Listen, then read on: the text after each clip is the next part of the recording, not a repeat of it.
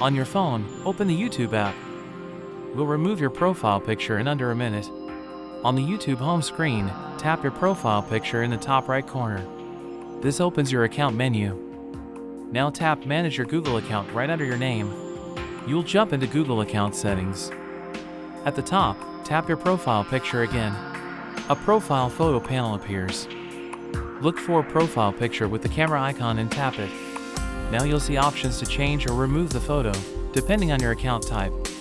If you see a remove option, tap Remove to delete your profile picture. Confirm if asked. Your YouTube profile will switch back to the default letter icon.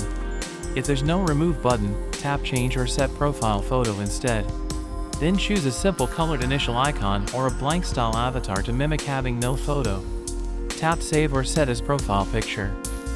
Your new avatar now updates across YouTube. Go back to the YouTube app. You'll see the default or simple icon where your profile photo used to be. You're done.